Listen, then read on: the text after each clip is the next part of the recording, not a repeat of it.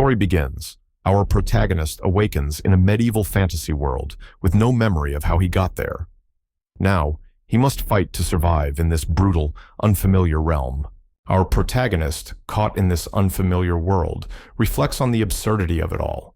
It feels like a cliché story, but it's real. This is no mere fantasy. This is his new reality.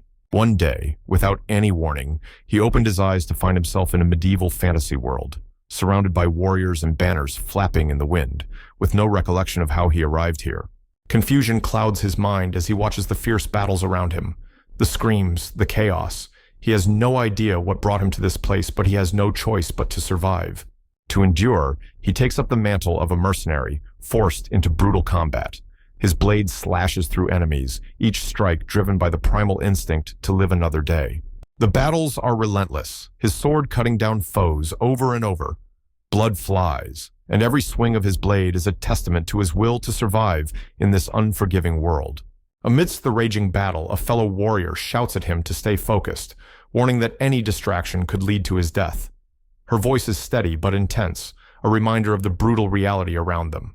Without hesitation, she commands her subordinate to sound the trumpet, signaling for the troops to advance. Her authority and resolve resonate through the field.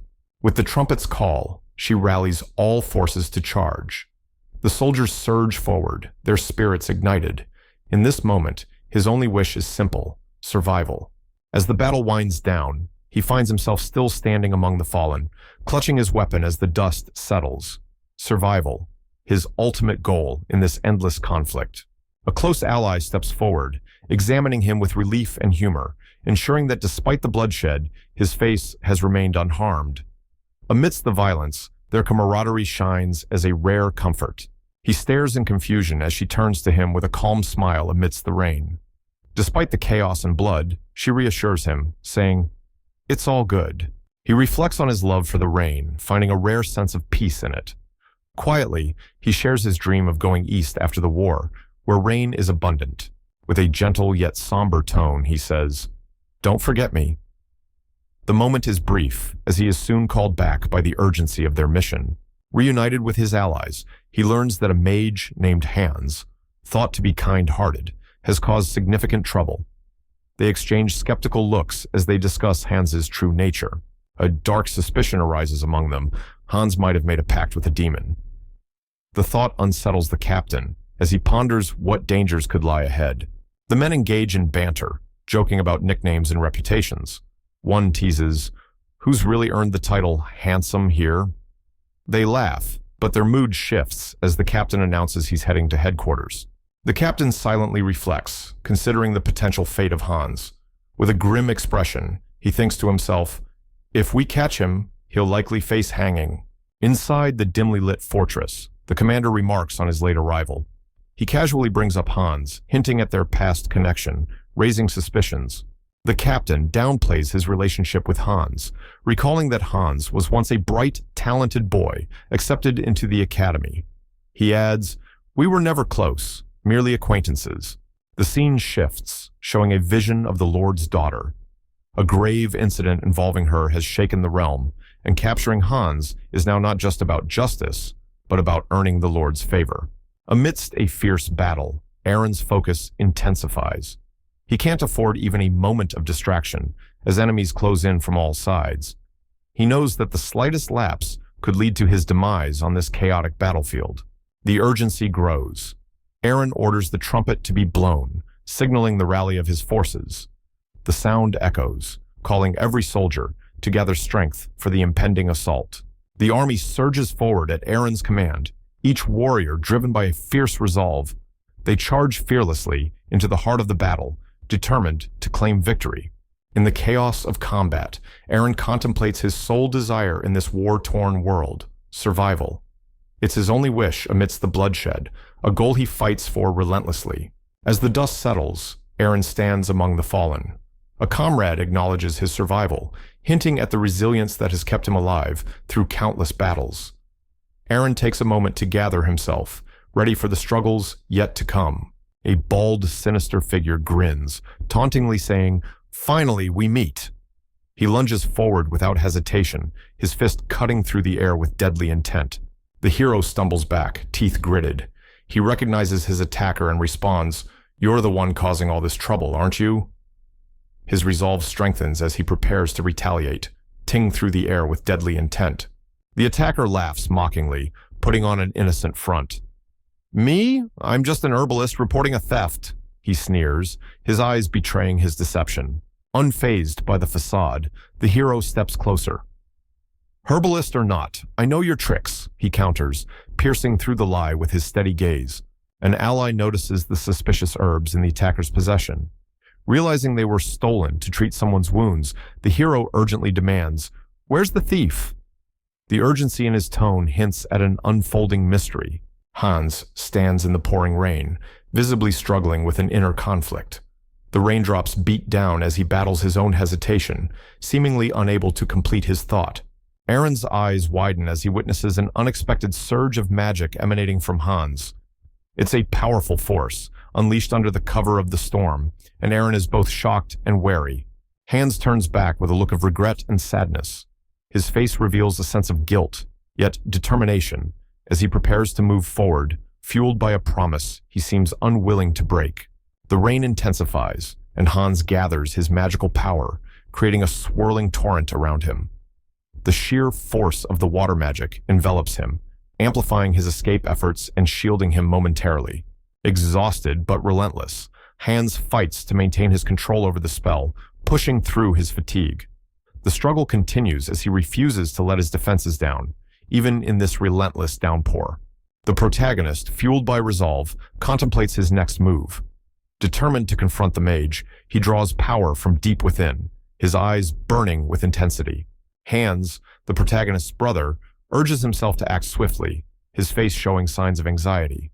He knows time is slipping away as he braces himself for what's to come. The protagonist commands Hans to stay silent, positioning himself to counter the mage's attack, his stance powerful and unyielding. Realizing the gravity of his opponent's magic, he braces against the incoming force. His thoughts hint at an underlying mystery in the mage's words, leaving him both wary and resolute. Hans pleads with his brother, uncertain and vulnerable. He mentions rumors of a dark pact, suspecting that if true, it would leave a mark on the heart, a scar of betrayal. He gathers his strength, feeling the intense energy build up inside him as he prepares to launch a powerful attack against the mage, determined not to back down. Nervously, he urges himself to hurry, realizing the danger of delaying. He can feel the pressure mounting as he knows every second counts. The other figure sharply commands him to stay silent, frustration evident in the tone, signaling a power struggle between them that runs deeper than words. He contemplates the mysterious power embedded in the mage's words, sensing a dark, supernatural force that goes beyond ordinary abilities, hinting at a dangerous connection. Shaken, he pleads for mercy, asking if the other really holds a demonic contract, fearing the truth of such a dark allegiance and what it might mean for him. The townsfolk have a range of nicknames for Hans: handsome Hans, kind Hans, friendly Hans. But beneath these titles lies a more notorious moniker, used in hushed tones, the one responsible for the Kasserdic lady's undergarments theft. This secret darkens his seemingly charming reputation. The chaotic medieval world Hans inhabits lacks any modern sense of cleanliness, law, or ethics. As a guard captain, he's frustrated by the absurdity of his duties in this grim society. His current task is no exception. He's just discovered yet another stolen piece of clothing, and his exasperation grows. The scene opens in a dimly lit room where a group of fortress guards gathers around a table. Frustration hangs in the air as Aaron, one of the guards, slams his fist, cursing Hans for disappearing so cleverly. They've searched every corner of Kasserdic Fortress, but Hans remains elusive. Aaron's irritation is palpable as he demands answers, wondering aloud just where this rat-like Hans could have gone. Another guard, Brig, muses aloud about Hans's potential escape using magic. Being a mage, it's possible Hans might have used some spell to evade capture. Poole, a more cynical member, retorts sharply, dismissing Brig's theory. If magic made everything possible, he argues, then there would be no need for arms and swords. The exhausted group reflects on their futile efforts, feeling increasingly defeated. As the conversation continues, Carter, nicknamed Sleepyhead, slumps onto the table. His exhaustion is evident after days without proper rest. He mentions feeling as if he's on the brink of collapse. The determination in Aaron's voice contrasts with Carter's fatigue. Aaron firmly states that Hans, the one who has caused so much trouble, will indeed meet his end soon. Vermin, another guard known for his diligence, steps in to halt the search, announcing that everyone should rest for now. This order brings a sigh of relief from the others, as they've been on edge for days. The scene captures a momentary calm in the fortress, with Vermin trying to instill some order and hope among the weary guards. Finally, Aaron encounters a new face, a man named Constable William. They exchange brief introductions, with William sizing up Aaron. William, exuding an air of authority, is someone who has the power to decide fates with a single word. His presence signals a new level of danger, hinting that Aaron might have just met someone who could drastically change his life. Constable William, known as the Vertex of Cassardic's guards, stands imposing, his gaze sharp as he brings up Hans. He implies Cale's close association with the criminal, drawing an invisible line between the two. His accusations grow heavier, hinting that Cale's solo patrol of District 7 was suspicious. William's voice is cold as he points out that District 7 is an isolated area, one where internal guards rarely venture. Cale, caught off guard, tries to maintain his calm, but William's gaze is unyielding, demanding a response and insinuating more than he's willing to say outright. William takes a box of luxurious cigarettes, commenting on their quality. He questions how Cale could afford such a lavish item on his salary. Cale stammers, claiming it was a gift from a distant relative, but his shaky demeanor betrays his unease under William's intense scrutiny. William leans in, voice menacing, warning Cale about the consequences of any crime or association with criminals. His gaze drills into Cale, making it clear that those who stray from the law or aid the guilty will face death by his hands. The threat hangs heavily in the air. As William's cold warning sinks in, Cale forces a smile, concealing his discomfort. With a forced politeness, he promises William, "Yes, I'll keep that in mind," while his thoughts betray the turmoil beneath his calm facade. The captain strolls through the quiet streets, the warm colors of sunset illuminating the stone buildings. Birds glide through the sky, cawing as the day draws to an end.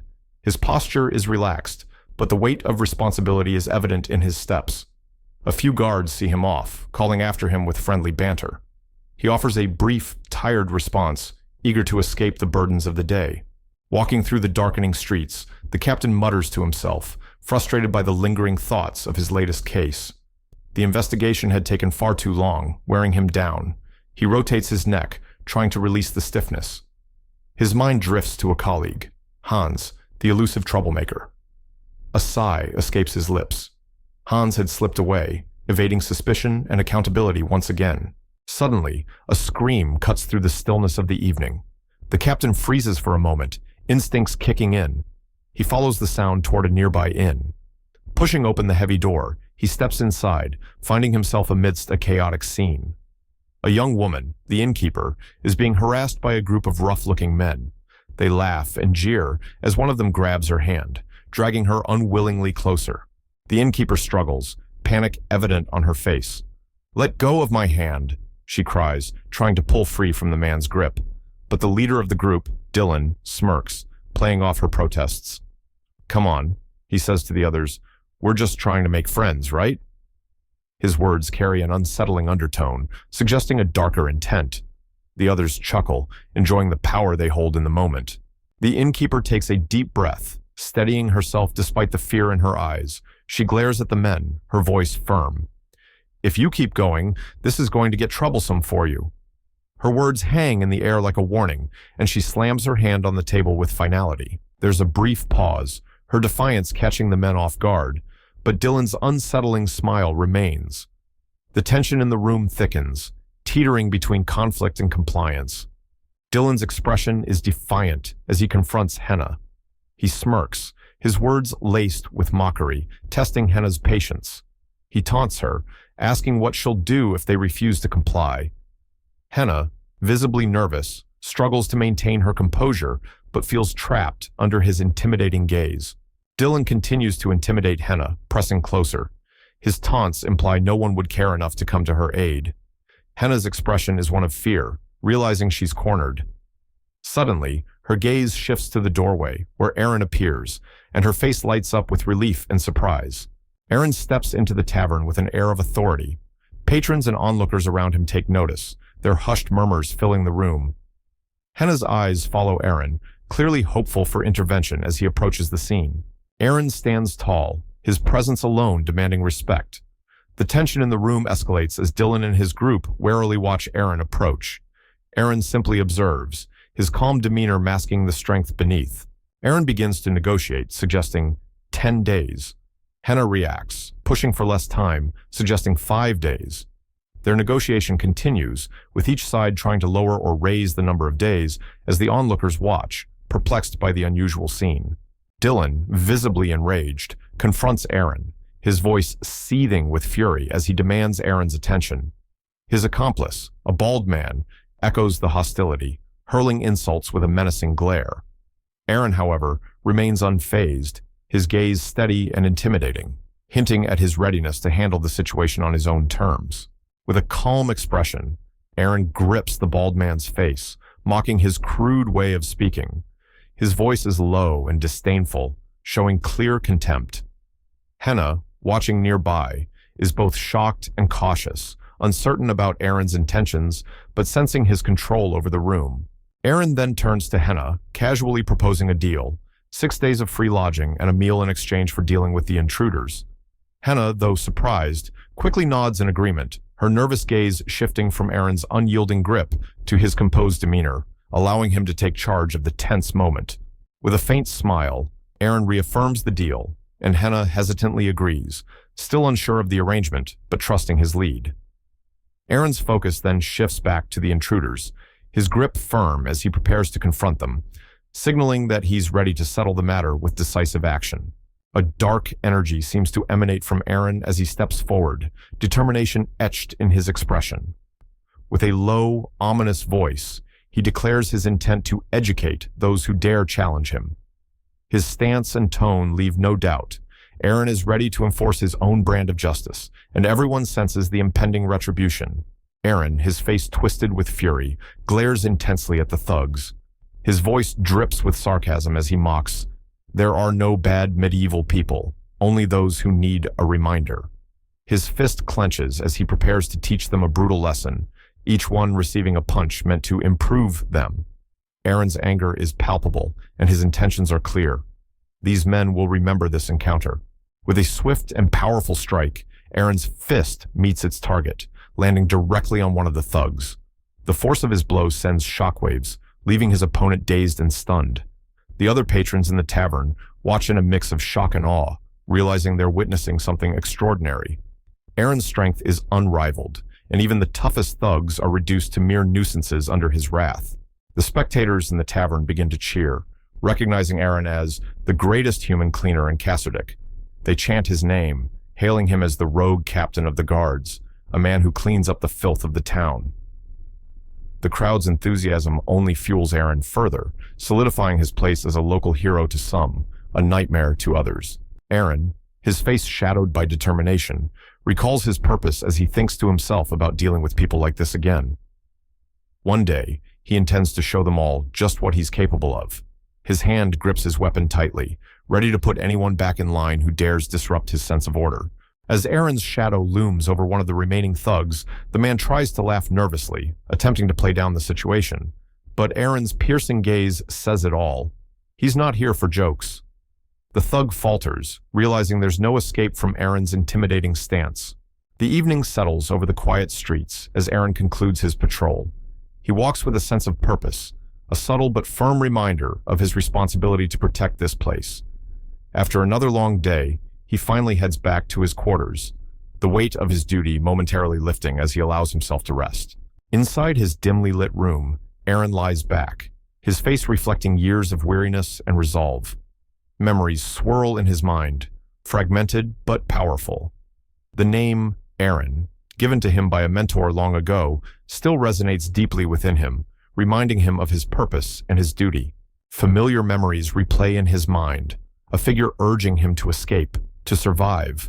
Flames consume the world behind him as he's forced to move forward, leaving behind everything he once knew. The reminder to live on is embedded deeply in him, driving his unwavering resolve. Suddenly alert, Aaron grips his sword tightly, a reflex born from countless battles and dangers. The room is calm, but his instincts remain sharp, reminding him that safety is often fleeting. He steadies himself, breathing in deeply as he reconnects with the present, grounding himself. With the first light of dawn, Aaron stands by the window, gazing out over the familiar rooftops. It's been a long journey, each year marked by struggle and survival. Yet, his resolve remains unshaken, a quiet strength visible in his eyes as he prepares to face another day. Aaron's gaze sharpens as he takes in the details before him. His opponent, adorned in polished armor, bears the unmistakable crest of the Fenner family. The intricate spiral design of the rapier at the knight's side hints at both elegance and lethal precision, a fitting weapon for a skilled warrior. Aaron clenches his fist, realizing that this encounter may be more challenging than anticipated. Standing confidently, the knight radiates an aura of strength and discipline, his armor glinting under the dim light. His calm demeanor suggests he's no stranger to battle, a seasoned fighter with an unwavering sense of purpose. Aaron can't help but feel a surge of determination, knowing he's up against an elite opponent, someone who embodies the Fenner family's power and legacy.